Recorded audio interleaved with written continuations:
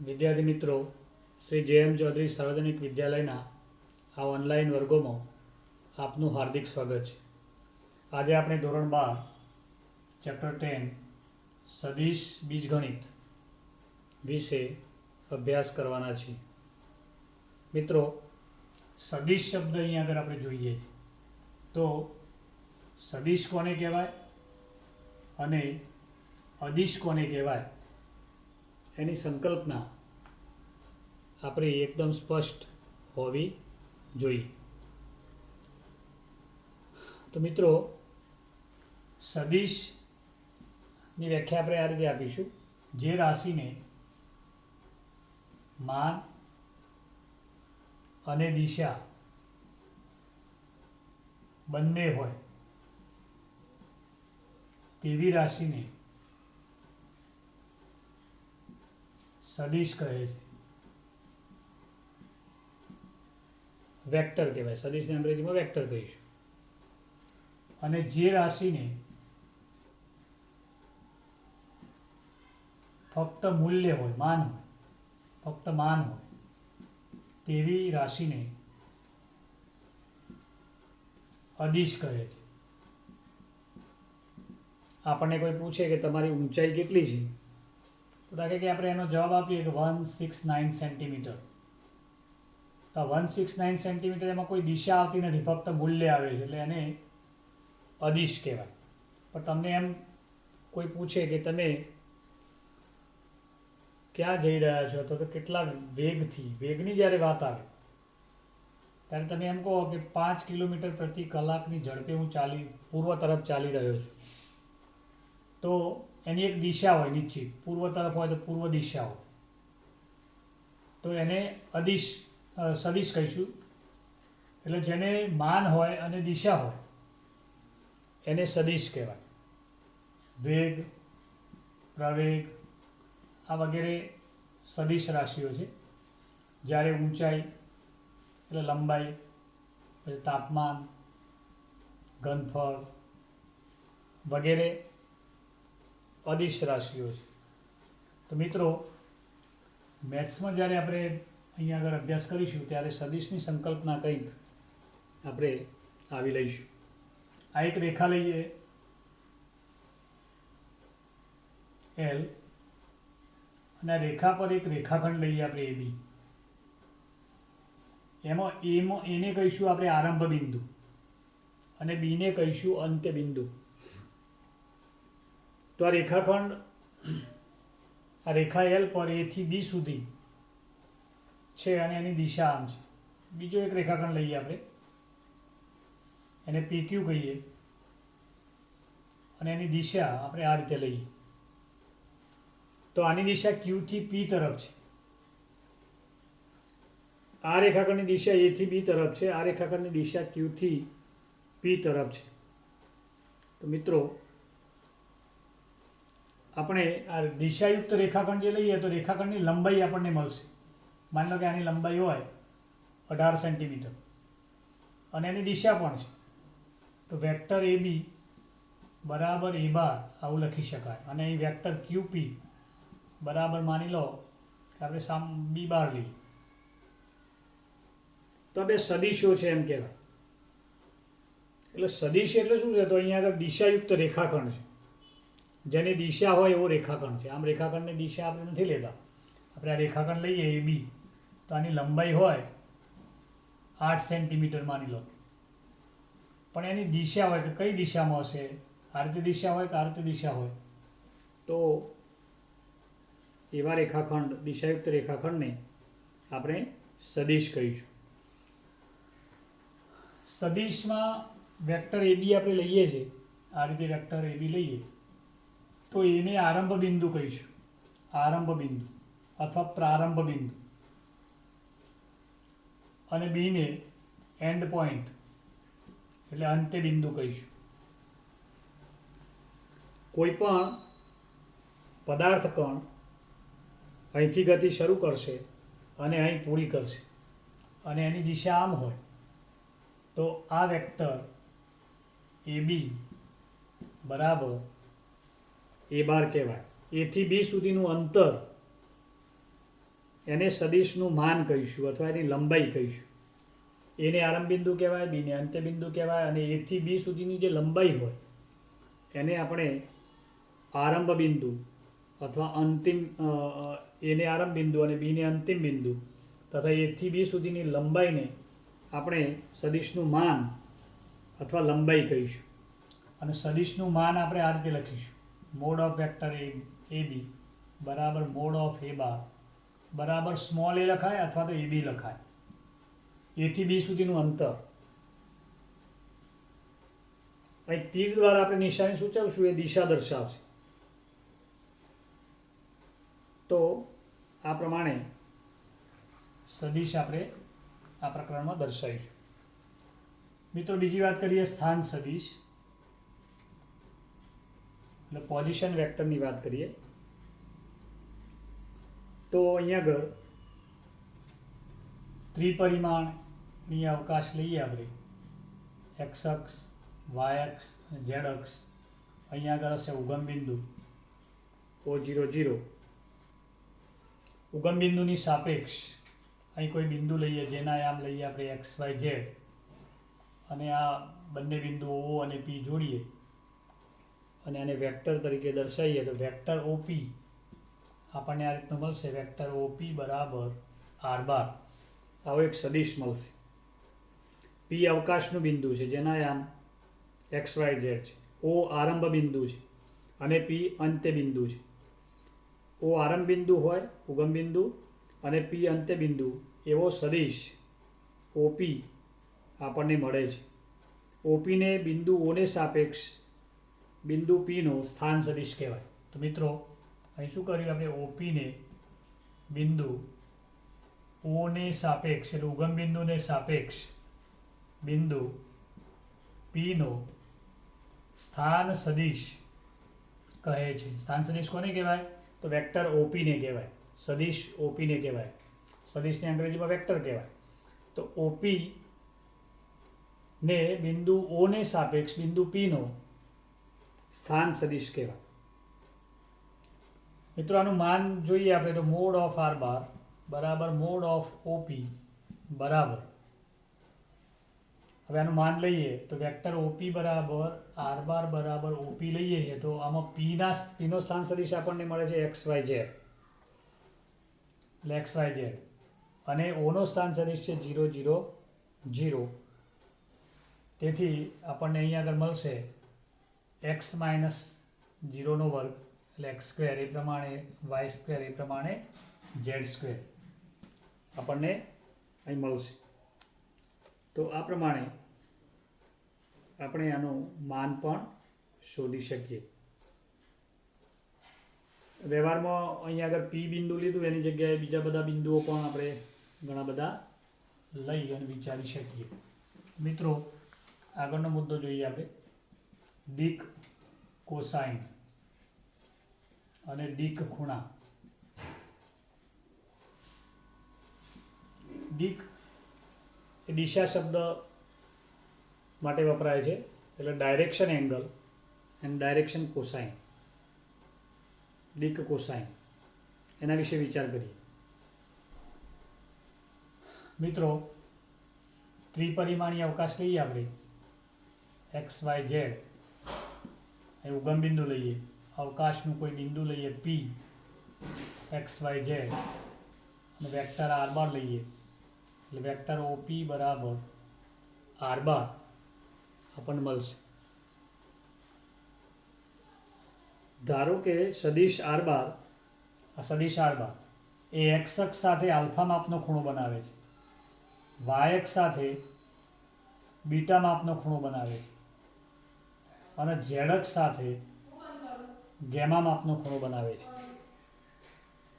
સદિશ R બાર એ x અક્ષ સાથે આલ્ફા માપનો, y અક્ષ સાથે બીટા માપનો અને z અક્ષ સાથે ગેમા માપનો ખૂણો બનાવે છે. તો આ જે ખૂણા બને આલ્ફા, બીટા, ગેમા એને દિક ખૂણા કહેવાય. અહીંયા આગળ લખીએ આપણે. સદિશ R બાર એ x અક્ષ, y અક્ષ અને z અક્ષ સાથે અનુક્રમે આલ્ફા, બીટા, ગેમા માપના ખૂણા બનાવે છે તેમને દિક્ ખૂણા કહે છે. આલ્ફા બીટા ગેમાને આપણે દિક્ ખૂણા કહીએ છીએ. કોના દિક્ ખૂણા કહેવાય? તો આર બારના સદિશ આર બારના દિક્ ખૂણા કહેવાય. અને એની આગળ આપણે કોસ લગાડીએ તો cos alpha, cos beta, cos gamma ને દિક્ કોસાઇન કહે છે. આલ્ફા બીટા ગેમાને દિક્ ખૂણા કહેવાય, જ્યારે cos alpha, cos beta, cos ગેમાને દિક્ કોસાઇન કહેવાય. અને એને સદિશ આર બારના દિક્ કોસાઇન કહેવાય. અને એને અનુક્રમે એલ, એમ, એન વડે દર્શાવે છે. એટલે એલ બરાબર કોસ આલ્ફા, એમ બરાબર કોસ બીટા અને એન બરાબર કોસ ગેમા રીતે આપણે દર્શાવીશું. મિત્રો, કોસ આલ્ફા હવે કેટલો થાય એના વિશેની ચર્ચા આપણે કરીએ. તો અહીંયા આગળ એ જ રીતે ત્રિપરિમાણીય અવકાશ લઈએ આપણે. એક્સ અક્ષ, વાય અક્ષ, ઝેડ અક્ષ, ઉગમ બિંદુ O00. અહીંયા આગળ અવકાશનું કોઈ બિંદુ લઈએ PXYZ અને આ સદિશ OP લઈએ જેને આપણે આર બાર કહીએ છીએ. સદિશ આર બારનો એક્સ અક્ષ સાથેનો ખૂણો આપણે આલ્ફા લઈએ છીએ, વાય અક્ષ સાથેનો ખૂણો બીટા લઈએ અને ઝેડ અક્ષ સાથેનો ખૂણો ગેમા લઈએ. મિત્રો, અહીંયા આગળ તમે જોશો તો બિંદુ P એ અવકાશનું કોઈ બિંદુ છે. આપણે આ રીતે એક આકૃતિ દોરીએ.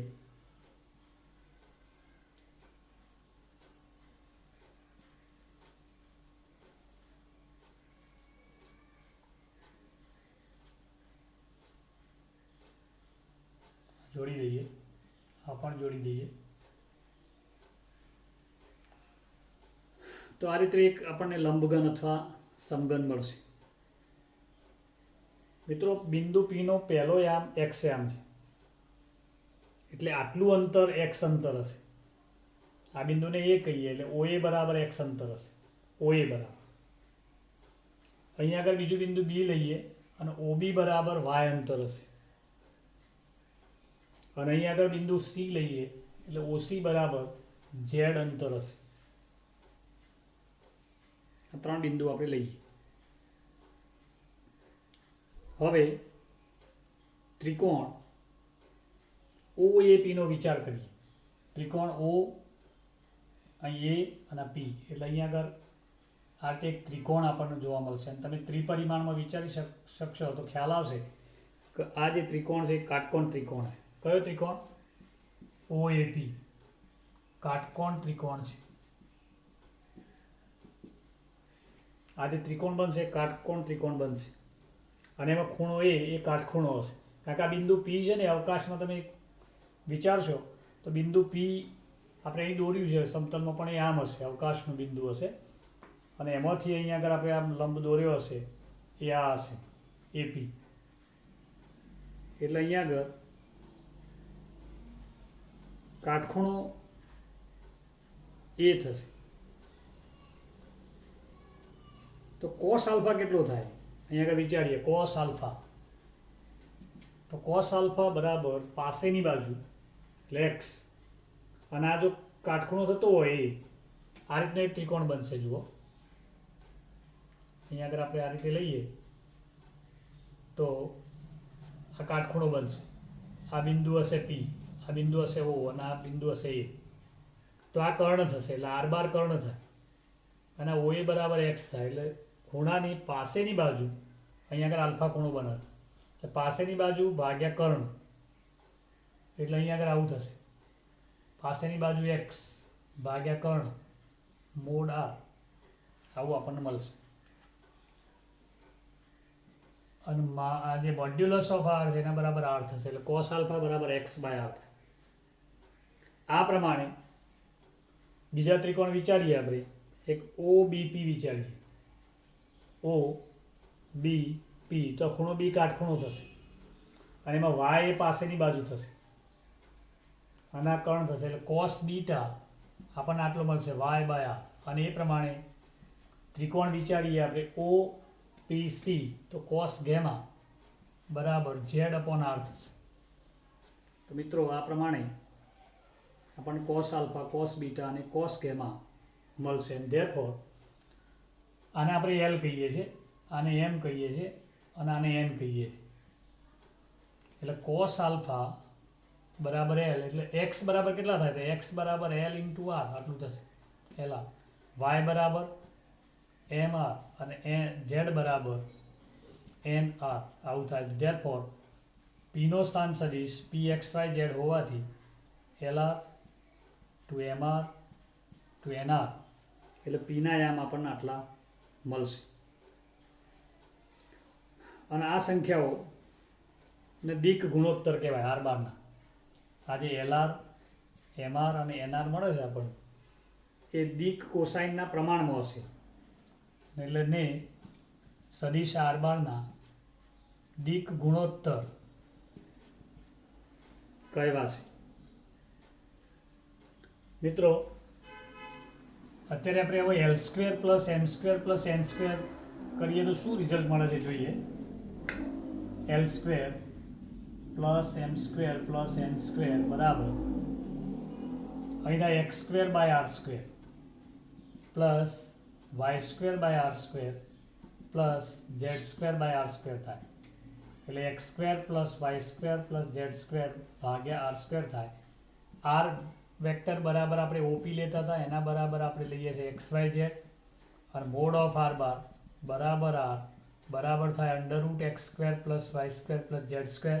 એન્ડ ધેરફોર આર સ્ક્વેરની જગ્યાએ લખાય x square plus Y square plus Z square, અથવા તો એક્સ સ્ક્વેર પ્લસ વાય સ્ક્વેરની જગ્યાએ આર સ્ક્વેર, એટલે આર સ્ક્વેર ભાગ્યા આર સ્ક્વેર, બંનેમાંથી ગમે તે લખશો એટલે 1 થશે. એટલે l square plus M square plus N square equal to 1 મળશે. અને એલ બરાબર આપણે લઈએ છીએ કોસ આલ્ફા, એટલે cos square alpha, cos square beta, cos square gamma બરાબર 1 થાય. તો આ પ્રમાણે આપણને એક પરિણામ મળશે. હવે આપણે અગાઉ જે એલ બરાબર એક્સ બરાબર આપણે એલ આર લીધા એને એ કહીએ, બી બરાબર એમ આર કહીએ અને સી બરાબર એન આર કહીએ, તો એ સ્ક્વેર પ્લસ બી સ્ક્વેર પ્લસ સી સ્ક્વેર બરાબર 1 થાય એ જરૂરી નથી. આવું હોય તે જરૂરી નથી, પણ એલ જો દિક કોસાઇન હોય તો એલ સ્ક્વેર પ્લસ એમ સ્ક્વેર પ્લસ એન સ્ક્વેર બરાબર 1 થાય, આપણને આવું મળશે. બરાબર. તો આ રિઝલ્ટ પરથી આપણે બીજું રિઝલ્ટ પણ મેળવી શકીએ અને પરીક્ષામાં પૂછાતા પ્રશ્નોના જવાબ આપણે આપી શકીએ. Cos square alpha plus cos square beta plus cos square gamma બરાબર 1. આને સાઇનમાં ફેરવીએ તો 1 minus sine square alpha plus 1 minus sine square beta plus 1 minus sine square gamma બરાબર 1. આ 1 1 આપણે કેન્સલ કરી દઈએ. Sine square alpha, sine square beta અને સાઇન સ્ક્વેર ગેમાને કરતા બનાવીએ તો અહીં 1 + 1 એટલે 2 વધશે. પરીક્ષામાં આવી રીતના પ્રશ્નો કેટલીક વખત પૂછાતા હોય. આનાથી બીજું એક રિઝલ્ટ પણ આપણને મળી શકે. જુઓ, કોસ સ્ક્વેર આલ્ફાનું એક સૂત્ર છે 1 + cos 2 આલ્ફા બાય 2. એ રીતે cos square beta 1 + cos 2 beta by 2 અને cos square gamma 1 + cos 2 gamma by 2 બરાબર 1 થાય. તો અહીંયા આગળ લસા લઈએ બે, તો 1 + cos 2 alpha, 1 + cos 2 beta, 1 + cos 2 gamma બરાબર 2 થાય. 1 + 1 2 એ ઉડી જશે, એટલે cos 2 alpha plus cos 2 beta plus cos 2 gamma બરાબર 1 + 1 2 અને 2 ઉડશે અને 1 આ બાજુ જશે એટલે -1. આવું પરિણામ આપણને મળશે અને એવું અમુક વખતે પૂછાતું હોય. મિત્રો, આટલી ચર્ચા કર્યા પછી આપણે સદિશોના પ્રકાર વિશે ચર્ચા કરીએ. સદિશોના પ્રકાર. એમાં પ્રથમ શૂન્ય સદિશ, નલ વેક્ટર અથવા ઝીરો વેક્ટર, એના વિશે જોઈએ. તો જે સદિશ, એની વ્યાખ્યા આ ટાઈપની થાય: જે સદિશનું પ્રારંભ બિંદુ અને અંત્ય બિંદુ એક જ હોય તેવા સદિશને શૂન્ય સદિશ કહે છે. તેને શૂન્ય સદિશ કહે છે. એટલે પ્રારંભ બિંદુ હોય જ અંત્ય બિંદુ હોય. અહીંયા આગળ વેક્ટર એ બી લખીએ તો પ્રારંભ બિંદુ એ છે અને અંત્ય બિંદુ બી છે. પણ અહીંયા આગળ આવું હોય, પ્રારંભ બિંદુ હોય એ જ અંત્ય બિંદુ, વેક્ટર એ બાર, તો એના બરાબર થાય 0 બાર. કારણ કે પ્રારંભ બિંદુ અને અંત્ય બિંદુ એક જ. એટલે આવા સદિશને શૂન્ય સદિશ કહેવાય. અને એનું માન મોડ ઓફ વેક્ટર એ બાર શોધીએ તો મોડ ઓફ 0 બાર બરાબર 0 થાય. એટલે શૂન્ય સદિશનું માન શૂન્ય હોય છે અને શૂન્ય સદિશ સાથે ચોક્કસ દિશા સંગત કરી શકાતી નથી. શૂન્ય સદિશ સાથે આપણે ચોક્કસ દિશા સંગત કરી શકતા નથી. અને બીજી રીતે વિચારીએ તો શૂન્ય સદિશ ને કોઈ પણ દિશા છે એમ વિચારાય. શૂન્ય સદિશને સાથે કોઈ પણ દિશા સંગત કરી શકાતી નથી, અથવા તો બીજી રીતે વિચારીએ તો શૂન્ય સદિશને કોઈ પણ દિશા છે એમ વિચારી શકાય. તો દિશાની વાત આવે તો આપણે આવું વિચારીશું. બીજી બાબત, એકમ સદિશ કોને કહેવાય એની ચર્ચા કરીએ. Unit vector. જે સદિશનું માન 1 એકમ હોય તેને એકમ સદિશ કહેવાય. જે સદિશનું માન 1 એકમ હોય તેને એકમ સદિશ કહેવાય.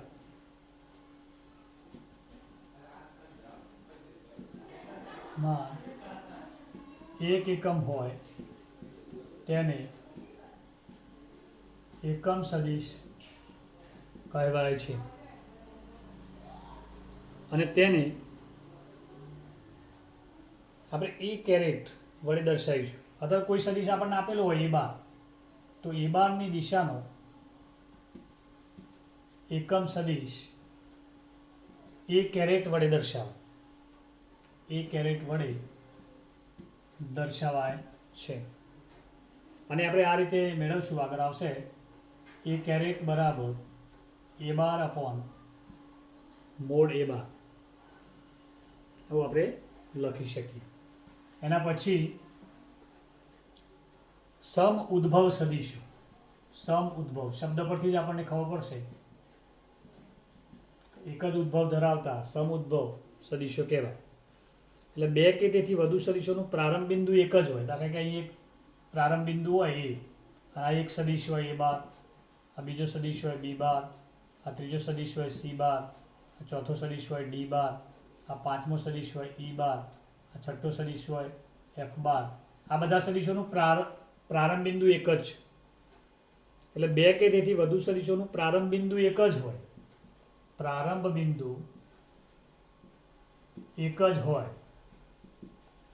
તેવા સદિશો ને સમ ઉદ્ભવ સદિશો કહેવાય. તેવા સદિશોને સમ ઉદ્ભવ સદિશો કહેવાય છે. પ્રારંભ બિંદુ એક જ હોય, દિશા ગમે તે હોય. આવા સદિશોને સમ ઉદ્ભવ સદિશો કહેવાય. એના પછી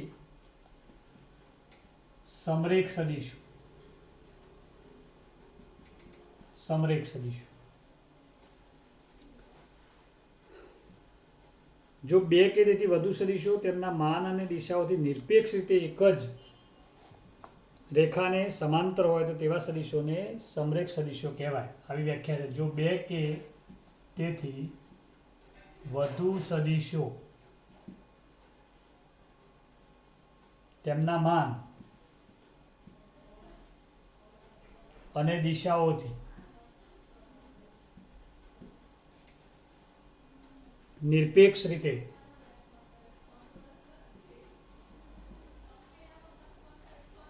એક જ રેખાને સમાંતર હોય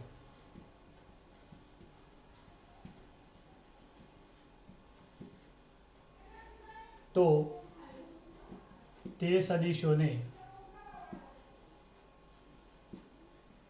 સમરેખ સદિશો કહે છે.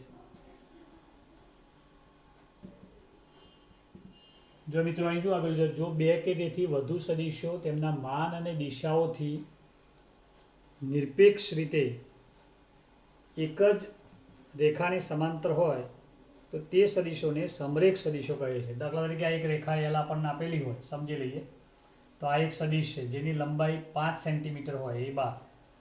આ બીજો સદિશ છે જેની લંબાઈ 5 સેન્ટીમીટર હોય બી બાર. આ ત્રીજો સદિશ છે જેની લંબાઈ 5 સેન્ટીમીટર હોય સી બાર. તો આ બધા આ રેખાને સમાંતર છે, તો આવા સદિશોને સમરેખ સદિશો કહેવાય. એના પછીની વ્યાખ્યા સમાન સદિશો. સમાન સદિશો કોને કહેવાય એની ચર્ચા કરીએ. તો મિત્રો, જો બે સદિશ આપણને આપેલા હોય એ બાર અને બી બાર અને બંનેના માન અને દિશા તેમના પ્રારંભ બિંદુઓથી નિરપેક્ષ રીતે સમાન હોય. દાખલા કે આ એક સદિશ લઈએ આપણે એ બાર, આ બીજો સદિશ લઈએ આપણે બી બાર. હવે બંનેની દિશાઓ એ સમાન હોય અને માન એ સમાન હોય. દાખલા કે આની લંબાઈ 8 સેન્ટીમીટર હોય તો આની લંબાઈ પણ 8 સેન્ટીમીટર હોય, તો બંને સમાન સદિશો કહેવાય અને એ બાર બરાબર બી બાર વડે દર્શાવાય. એટલે જો બે સદિશો એ બાર અને બી બારના માન અને દિશા તેમના પ્રારંભ બિંદુથી નિરપેક્ષ રીતે સમાન હોય તો એવા સદિશોને સમાન સદિશ કહેવાય અને એ બાર બરાબર બી બાર વડે દર્શાવાય. મિત્રો, એના પછી સદિશનો ઋણ સદિશ.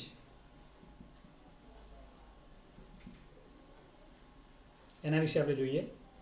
આપણે દાખલા કે આ રીતે લઈએ વેક્ટર એ બી. આરંભ બિંદુ હોય, અંત્ય બિંદુ હોય બી, અને એનો ઋણ સદિશ આ રીતે થાય. આ વેક્ટર એ બી હોય તો એનો ઋણ સદિશ થાય માઇનસ એ બી, અથવા તો બી એ થાય. અહીંયા આગળ બી એ થયો એટલે માઇનસ એ બી થયું, એટલે બી એ વેક્ટર બરાબર માઇનસ એ બી થશે.